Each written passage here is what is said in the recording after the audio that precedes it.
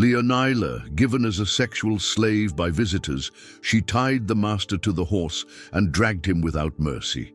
Have you ever imagined being transformed into a living gift, offered as an object to satisfy the lust of powerful men? This is not just a scene of cruelty, it is a dark portrait of a time when bodies were traded as commodities and dignity was stripped away along with freedom. Among the many hidden stories of 19th century slavery, there is that of Leonila, a young black woman subjected to the most brutal humiliation, used as a sex slave before the indifferent gaze of the big house. Each night stripped her not only of her innocence, but also of the certainty that her pain served as a spectacle for masters and visitors. Yet behind her imposed silence, Leonila nurtured something no one suspected, the flame of revenge. With every insult, with every mocking laugh, she secretly shaped the idea that she would be remembered not only as a victim, but as a symbol of resistance. And while many believed her strength had been crushed, Leonila silently prepared the act that would make her name span generations. This is where his story begins, and what happened next, you're about to find out. Stories like this quickly fade from memory. Click the subscribe button now to not miss the next revelation, which will be even more brutal. The year was 1812. At the Santa Rita do Ipojuca sugar mill on the coast of Pernambuco, Leonila's life, a 20-year-old black woman with sun-beaten skin, disheveled hair, and a thin body marked by scars, ran at a pace the clock in the Casa Grande couldn't match. The day smelled of bagasse and molasses, the night of oil lamps and silence pushed under doors.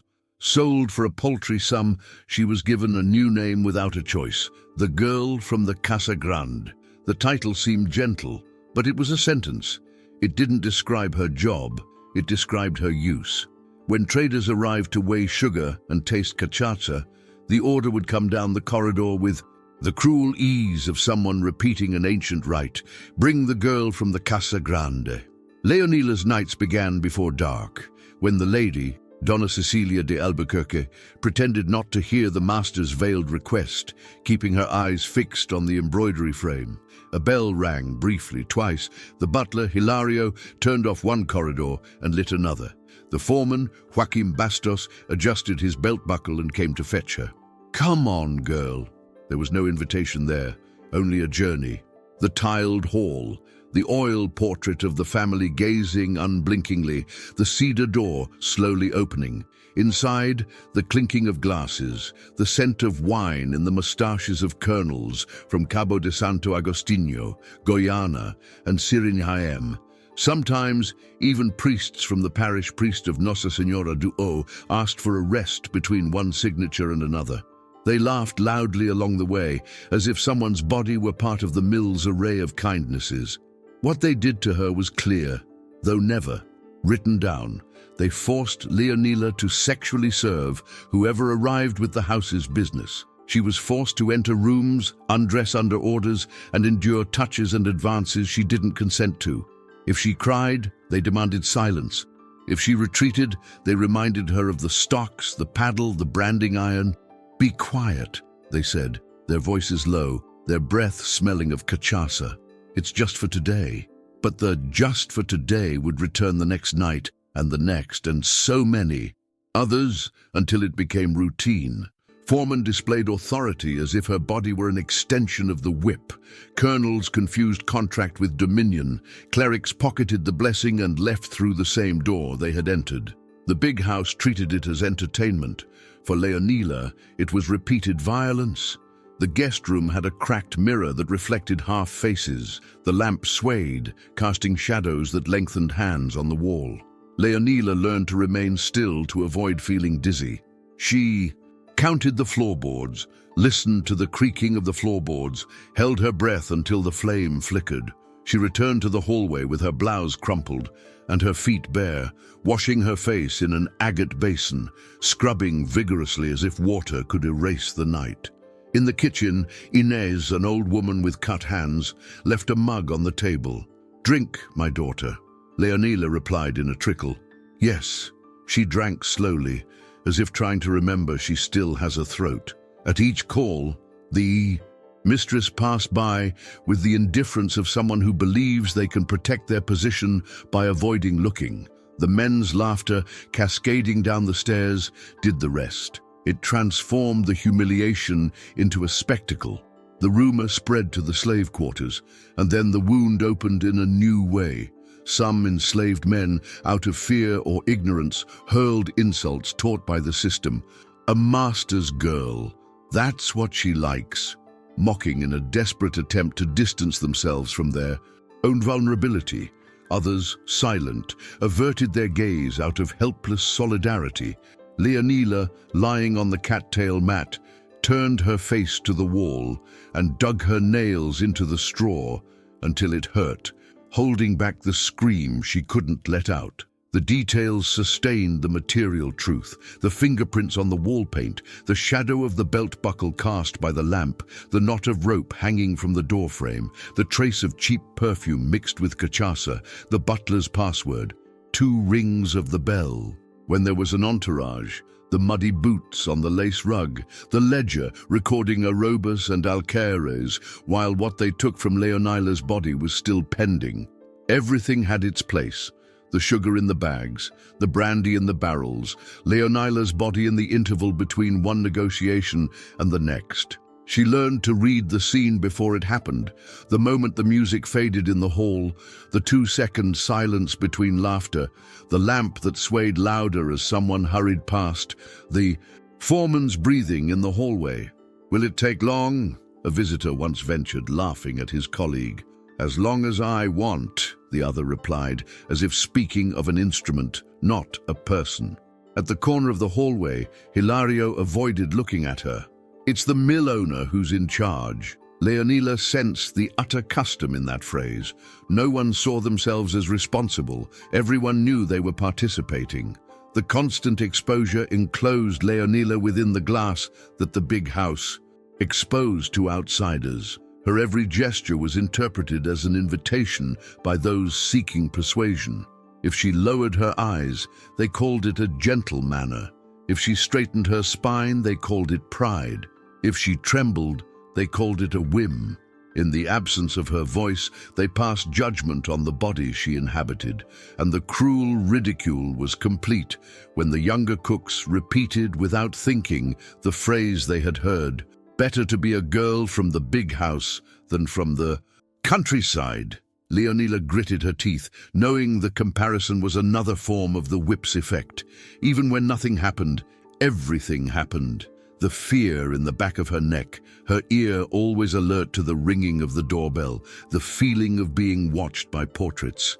At dawn, she washed her face in the stone spout in the courtyard and watched the blood thin to a nearly invisible line, the memory of a fingernail dug into her palm. Ines touched the mug. "Breathe, my daughter." Leonila took shallow breaths. The daylight seemed too bright for what the night had concocted. The entire plantation conspired to naturalize. The gentleman, while toasting, clinked glasses with the colonel. "Here, everything works out." The colonel laughed. "And he gives himself a gift." The priest cleared his throat and selected his words. "It's not our place to judge the practices of the world," and placed his hand on his host's shoulder. In each gesture, the certainty that Leonila's body was included in the list of advantages. She traversed this world like a taut string, unable to slacken, and the more she was displayed, the more people began to talk about her, even among her own people, who tried to survive by pretending it was distant. One afternoon, in the heat that made the Ipojuca River seem boiling, Joaquim came early. "There's a large entourage today. Don't frown." Leonila stared at a spot behind his shoulder. "I don't have a face to choose." He smiled awkwardly, a little irritated. "Keep your voice down." The mistress crossed the hallway, her eyes on her embroidery. The white children ran laughing, and the scene lingered there. Children's laughter, adults' orders, women's silence. The porch gleamed with lime, the courtyard was ablaze, and the big house breathed a sigh of relief at remaining the same. Day after day, Leonila grew older inside, without her face losing its youth. Deep within her, she harbored a quiet rage, not the kind that screams, but the kind that thrives in silence. Her gaze, dark, steady, began to carry a silent fury that not even the foreman could contain. As she passed, some looked away, others challenged her. "Look how you're doing, girl from the big house." She didn't answer. She knew every word could be used against her like everything else. And she knew, with a certainty that hurt, what the house would have in store for her when the doorbell rang again. In the cold register of the sugar mill, none of this fit. But life, which endures in the details, noted it for her. The two-note doorbell, the cedar door, the cracked mirror, the hallway tiles, the smell of cachaça and the sound of laughter, the insults piercing the air of the slave quarters, Inez's hand holding the mug, the Ipojuca River flowing in the background, as if reminding us that not all waters accept stillness. At the Santa Rita do Ipojuca sugar mill in 1812, Leonila's pain became a spectacle for some, a topic of conversation for others, and a source of shame for no one. Only in her did it become a blazing fire, invisible on the outside, growing slowly, fierce in the silence. If Leonila's story touched you, write in the comments, "Justice." I want to see how many here refuse to let this memory die. In the corral of the Santa Rita do Ipojuca sugar mill, hanging from an iron hook next to the stable, there was a thick rope, its fibers rough, stained with the sweat of oxen and horses, smelling of leather and salt. Cowboys used it to tie, to pull, to restrain. For Leonila, that rope became a sign, a living trace of the force that until then had only crushed her. Every day when she crossed the yard carrying a bowl or sweeping the sugarcane leaves blown by the wind, her eyes would wander to the noose, to the knots marked by time. One day this rope will be used for more than just tying up animals. The phrase, at first a furtive thought, became a mantra. She repeated it internally when called to her, repeated it in front of the cracked mirror, repeated it when she heard the latch close. The world tried to reduce her to a thing. The rope returned a line of purpose. In June 1812, the Casa Grande lit its St. John's bonfire. The porch was decorated with colorful paper banners. The yard smelled of roasted corn, pamonha, cornmeal pudding, canjica, cornmeal canjica, and jenipap liqueur. Outside, boys were setting off firecrackers. Inside, voices rose as if nothing in the world weighed heavily. Influential guests arrived. A colonel from Guyana in new boots, a merchant from Cabo with shining rings, an ombudsman brought by friends, and two clergymen who claimed to be weary of the road. The music didn't come from accordions. It came from fiddles, fifes, and bass drums in an ancient rhythm that made the floor vibrate. The mistress, Donna Cecilia, checked that the table was filled with top-quality sugar and clear brandy. Then she fixed her eyes on the frame and saw nothing else. The invitation came as naturally as the smoke rising from the bonfire. "Bring the girl from the big house." The butler Hilario lit another lamp in the hallway. Joaquim Bastos, the foreman, adjusted his belt and went to fetch it. Leonila felt the music of the courtyard pass through her body, as if each beat of the zabumba marked a milestone in her memory. In the hall, the polished floor reflected lights, the oil paintings seemed to watch, and the conversations merged into a single laughter. "Make the brunette dance." "Take off that skirt. I want to see if you have rhythm. Look down, don't look at me." The order that night was more blunt. One of the gentlemen, his face flushed with drink, his voice piercing, grabbed her wrist and, in front of the guests, demanded that she dance. The zabumba drowned out the first "no" that escaped her throat. The flags waved above her head as if celebrating an ancient theater. The man led her to the center, pushed her onto a makeshift board, and, amid laughter and out of time, clapping, ordered her to take off her blouse. "Dance. It's St. John." The hands that had been holding the glass now gripped the fabric. The blouse gave way with a slap. The public humiliation burned brighter than the fire of the bonfire. The big house turned its pain into a spectacle. No one stopped, everyone watched. She didn't cry. Leonila's face hardened to stone. Her gaze, which always sought the ground for survival, that night pierced ahead, piercing the people, the hall, the windows, until it settled across the courtyard on the rope. The sight of the noose in the darkness of the stable lit a light within her that no lamp can reach. The music continued, the laughter continued, the bossiness continued, and the line within Leonila finally stretched. When the guest room door closed, the party continued outside as if nothing had happened. Inside, the violence was undisguised. They forced her to kneel, to lie down under orders, immobilized by her wrists. They covered her mouth. When she tried to say, "Enough," they attacked her with slaps and shoves, as if breaking her was part of the game. There was no singularity in this abuse. It was repetitive. Her body, once again, was treated as a commodity of pleasure among the foremen, colonels, and even clergymen in the hall, one after the other, laughing at each other. In the end, spitting on the floor, laughter, adjustments to clothing, the phrase that always came back, "It was just today." It wasn't. Leonila stood still, listening to the ticking of the lamp as if it were a clock. The cracked mirror revealed a split face, and for a second she barely recognized her own half. She placed her hand on the edge of the table and felt the grain of the wood.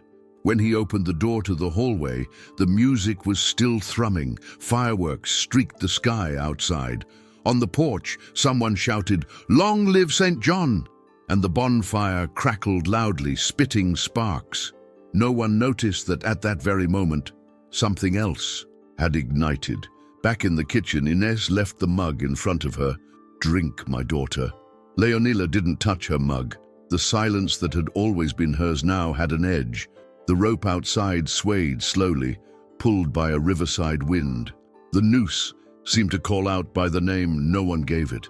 One day, she thought, this rope won't be fit for cattle. The thought wasn't born as blind fury. It was born as a decision. Tight, firm, whole. The lady passed through the hallway, her eyes glued to her. Embroidery as precise as ever in her refusal to see. The guests laughed loudly on the balcony, their hands clapping in a crooked rhythm.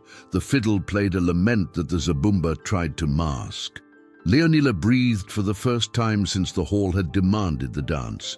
In the smell of roasted corn and gunpowder from the fireworks, in the distant hum of the Ipojuca River, there was an ancient promise that everything that binds can also pull in another direction.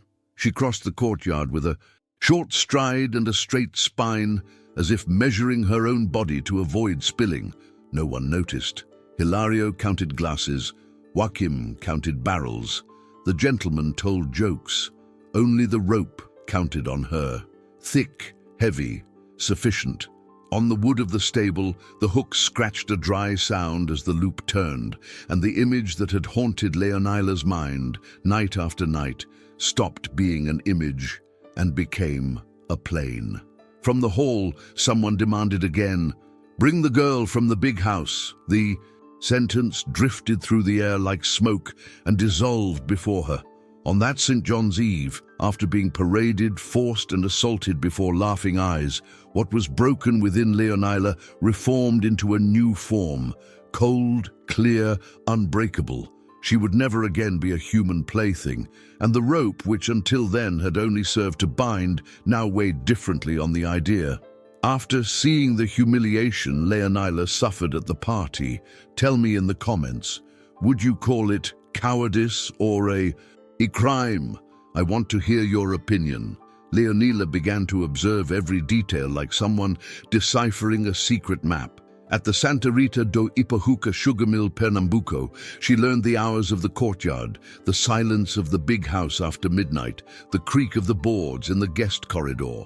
She counted the steps between the hall door and the stable, memorized the distance to the pond, and marked with her eyes the spots of darkness where the moon couldn't reach. She also began to notice the horses of the sugar mill owner, Colonel Ambrosio de Albuquerque, Damasco, docile and heavy, Jazigo, wary of his ears, the length of his stride, the way he turned his head before shooting. Beside the trough hung the thick fiber rope Ruff, the same one she had been silently staring at since forever. For days, she tested knots and ties hidden in the corral, while foreman Joaquim Bastos prowled the mill and butler Hilario marked the glasses in the dining room. She made and unmade loops in a shady corner, rubbing her palm against the fiber until her skin burned. There was no rush, there was certainty. Everything the mill used to bind could also pull in another direction. Between the stone spout and the corral door, the rope became a line of destiny. There was the instrument the world denied her, control. The horse would be the strength, the rope, the path. The chosen night arrived when the moon rose high and round, illuminating the courtyard like a saint's lamp. The big house had withdrawn its laughter, but left the sweet scent of brandy and smoke in the air. The doorbell rang briefly, twice. "Bring the girl from the big house." Hilario appeared in the hallway, not looking at anyone. The colonel called. Leonila was already waiting. Hidden in the lining of her skirt, she carried a powder of bitter herbs that Inés had taught her to recognize by their smell. No need for a name, just for effect. When she entered the room, Colonel Ambrosio was wearing an unbuttoned jacket, a dirty glass in his hand, his boots discarded at the foot of the bed. "Come, don't waste my time," he grumbled, without raising his voice too much. She approached with the glass of fresh brandy Hilario had left on the table. She feigned a slight stumble, a touch of fabric on the rim, and the powder dissolved like a shadow in the drink. The colonel didn't notice. He sipped deeply, as if rewarding himself. Within seconds, his tongue dragged. Within minutes, his legs gave way. "What the hell?" he tried to say, holding on to the back of the chair. His body slackened, his eyes heavy. Leonila remained motionless until the last creak of wood silenced. There was no rush. There was method. When his breathing became slow and disordered, Leonila opened the window a crack, tested the wind and the moon, and listened to the house. The living room clock struck what seemed like half an hour. The mill breathed that thick silence that shrouds secrets. With firm hands, she slipped her arm under the colonel's shoulder and dragged him out of the room, inch by inch, the leather of her boots scraping against the polished floor, his weight overcome by the breath she had saved for this moment. In the hallway, the family oil portrait seemed to follow her with ancient eyes. On the porch, the night air felt cold against her warm skin. In the stable, Thunder lifted his head, sniffing for something new. Leonila spoke softly to the animal, as if speaking to a part of herself. "Easy, animal." She grabbed the rope from the hook. The fiber bit into her palm again, and this time the pain served as an anchor. She tied his wrists firmly, wrapping it around the colonel's torso, once, twice, 3 times, each loop adjusted to the point of breath so as not to loosen or tighten too much. It wasn't disordered anger, it was precision. Her heart pounded, but her face didn't tremble. She tied the other end of the rope to Thunder's harness, feeling the warm leather, the smell of grass and sweat. The horse's ear lolled restlessly, and she stroked its neck until its breathing evened out. For a moment, the corral felt like a church. Everything was quiet, everything was suspended, as if the world were about to hear an oath. Leonila looked at the fallen colonel, heavy as a sack of sugar, his mouth half open, his hand reaching for a support that didn't exist. The moon outlined his face against the dirt floor. "I didn't want it to end in darkness. I wanted him to see." She splashed water on his face. 2 drops were enough for consciousness to return like a tidal wave. He opened his confused eyes, tried to speak, and failed. "Who?" Leonila didn't answer. Years of answers had been swallowed in that silence. The colonel moved his fingers, felt the tightness of the loops, and lifted his head a hand's breadth, enough to see the end of the rope attached to the bay's harness. The first fear flashed in the depths of his pupils. "You won't do it," he ventured, his voice catching. Leonila leaned in, her face 2 feet from his, and said softly without a tremor, "It will be the way the house taught me. You command, I obey." He straightened, took a deep breath, and checked each knot with his hand, a simple final gesture. Thunder stamped his hoof, as if understanding the order that had not yet been given. Outside, the pond was still, the air smelling of wet grass and the cold ash of an old fire. Inside, however, nothing was still. It was a blazing silence, a clarity like that of a blade meeting stone. She waited another moment, not out of doubt but out of control. The house, finally, was completely silent. No glass, no footsteps, no whisper. Only the distant rumble of the sleeping mill and the cricket insistently chirping at the edge of the wall. Leonila placed her hand on the horse's neck. Now thunder. Before the first movement, she fixed her eyes on the colonel so he could understand the pattern of that night. The rope that always held something else, the horse that always pulled. Another weight, and she who always obeyed. But in the high moonlight over the mill, everything would be reversed. If she had been in Leonila's place, would she have had the same courage? Type yes or no. Colonel Ambrosio de Albuquerque regained consciousness too late. He tried to lift his head, but the cold earth was already pulling his body like an invisible belt. The first scream was hoarse. The second was lost in the thunder of her hooves as Leonila cracked the air with her whip. The bay. Thunder bolted, and the taut lasso turned the stone and dust floor into a relentless track. The screams crossed the courtyard, thumped against the porch and bounced off the sleeping pots. The man who hours before had toasted with easy laughter now stammered, "Mercy!" The words cracking in the wind like thin tiles. Doors burst open. Uncertain shadows appeared in the windows. The mill, until then self-assured, awoke, not knowing where the tear had come from. And in the middle of the yard, like a fixed frame between the movement of the horse and the rising dust, remained the image no one there would ever forget. A sweaty, black woman, her clothes torn, both hands firmly on the handle of her whip. Her eyes, two cold embers, following the body the earth was trying to swallow. There was no trembling, no pleading. There was a straight line of determination from her chest to her gaze.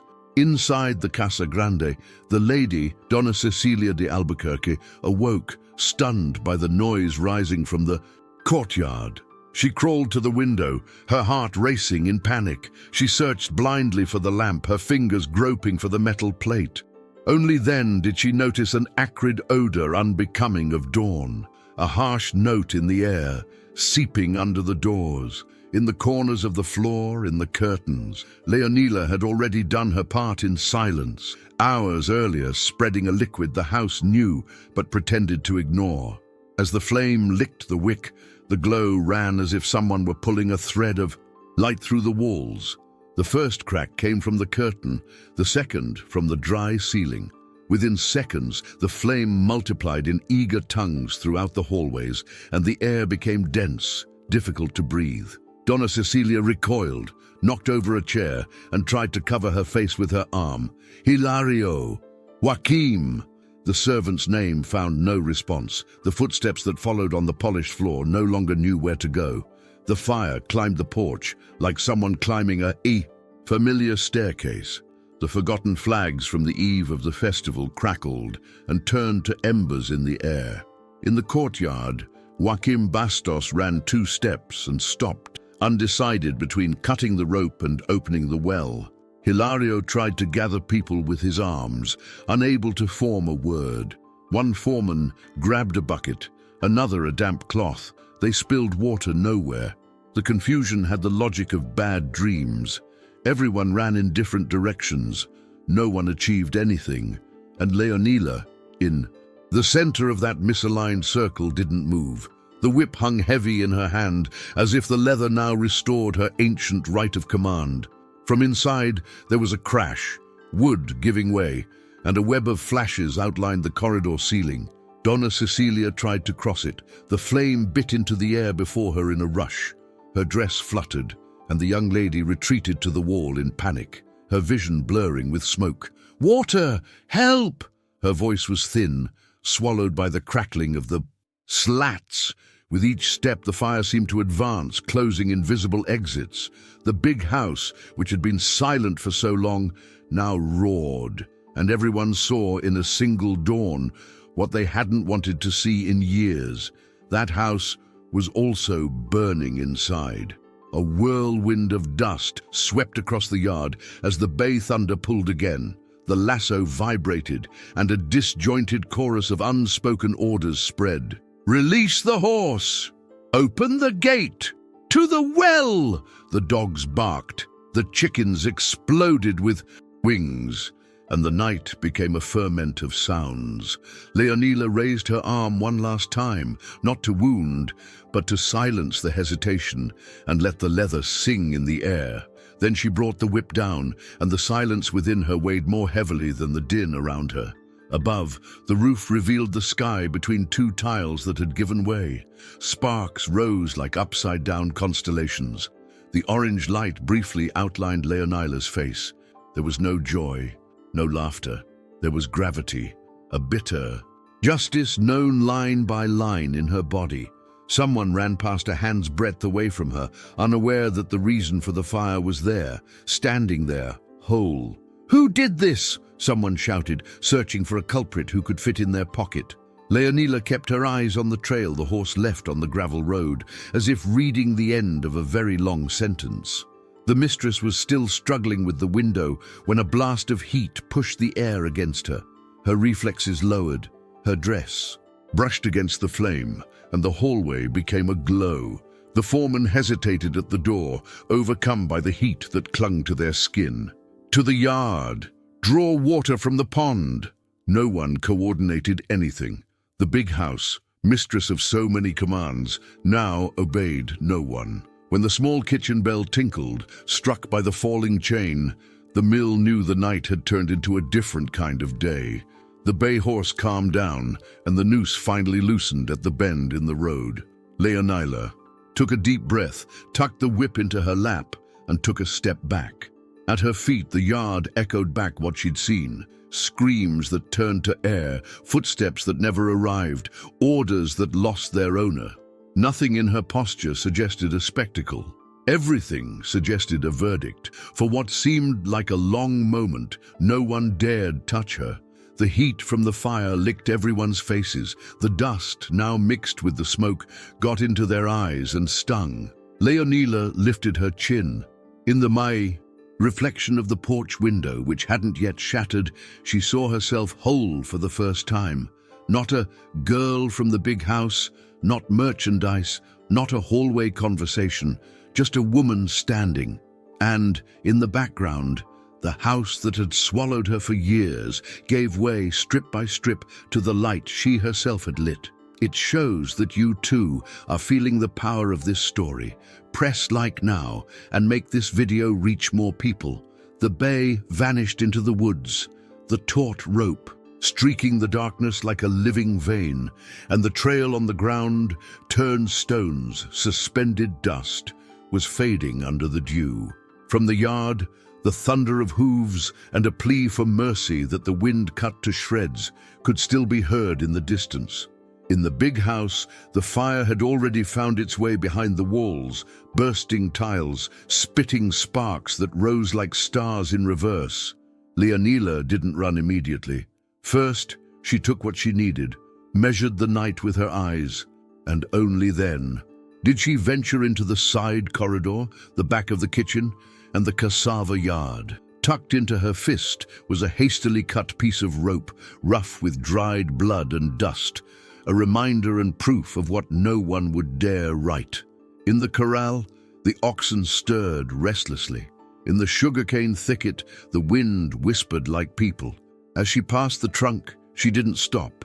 As she passed the spout, she didn't wash her face. There was nothing there that needed water. Behind, the entire mill was in turmoil. Foremen ran disjointedly, some toward the well, others toward the yard, unable to determine their direction. The steward shouted names that the smoke swallowed. An enslaved man, still a boy, reached the door of the slave quarters and became a statue. He saw the smoldering porch and understood that that dawn would not be repeated. "Did she get through?" he ventured, his voice shaky. "No," Inez replied firmly, her eyes shining with unshed tears. "She got through, on the path that led to the woods, The packed earth turned into thin trails, broken by thick roots and clumps of vines. Leonila followed the shadowy side, dodging the moonlight like someone who knows the patience of darkness. Each step carried the weight of years, and at the same time a new lightness that almost hurt. The cricket chirped in the same tone, an owl crossed low, silently. The forest, which during the day seemed like a fence, now felt like home. The piece of rope scratched his palm, leaving a warm warmth. "Go," he murmured, voiceless, to his feet, and he went. As the roar of the fire faded and the dust settled in the back of the gorge, the mill experienced a rare thing: silence without command. Those still in charge looked at each other and quickly discovered an ancient rule: keep quiet so the news wouldn't spread. But she prevailed. She left through the gate with those carrying water, crossed the road by the ear of those returning from fishing, and reached the village in the whisper of the salt. Merchant. Within hours, 3 versions were in the air. That of the big house, meager and convenient. It was an accident. That of the foreman, fearful and confused. No one saw anything. And that of those who swept the corridor for years in silence, clean as truth. It was her. They say Leonila took to the riverbank before dawn, hidden in the shadows of the fig trees, following the stream as if reading a map. Others swear she climbed the mountain through the dense forest, following animal tracks until she found a hunter's trail.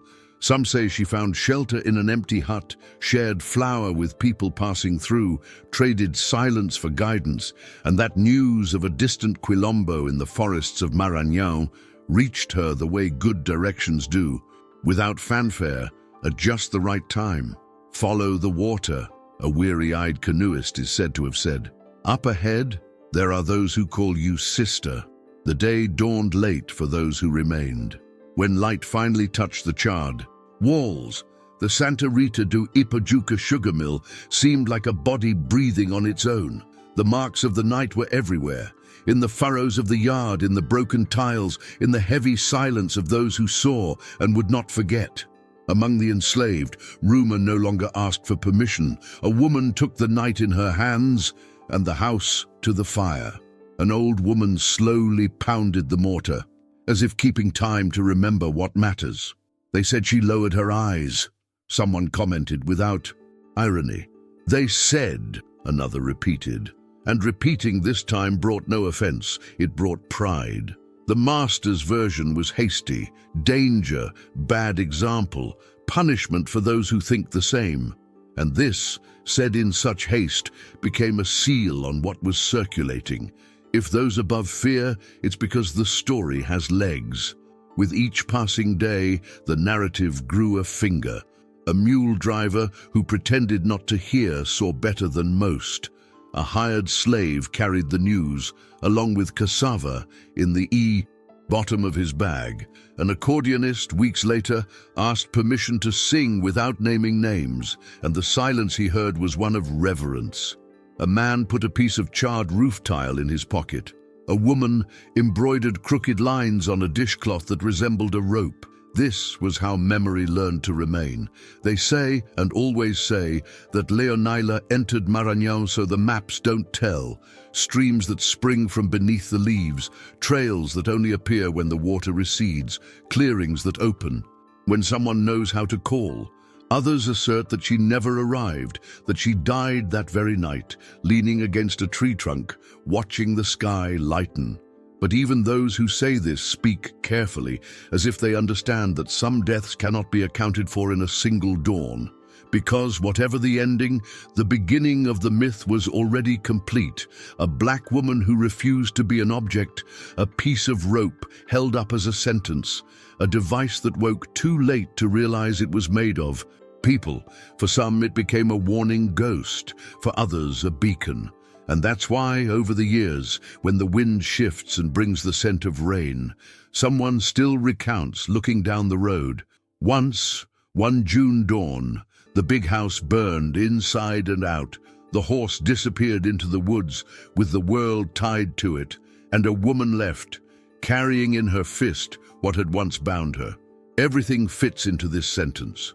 The night, the fire, The fear of those above, the courage of those below, the possibility of turning the corner. Some stories aren't in books. They live where words can't reach. In the gap between one call and another, in the fold of a skirt, deep in a pocket with a charred tile, in the rhythm of a pestle that never tires. Leonila didn't return to demand justice. She wrote hers with her own hands, in the dust and fire of a night that the sugar mill will try to deny for as long as it can. We may never know if she crossed the country until she found shelter in a distant Quilombo, or if she rested right there at the edge of the forest. What matters is that her name echoed along paths of sugar and water, grew in people's mouths, and today it blows as a symbol of fury, courage, and freedom. And you, when you hear this story, what pulses inside you? Anger, courage, hope? Tell us in the comments which part resonated with you most, and if you believe memories like Leonila's deserve to be remembered. If you want more hidden narratives like this, subscribe now. The next one might be even more shocking.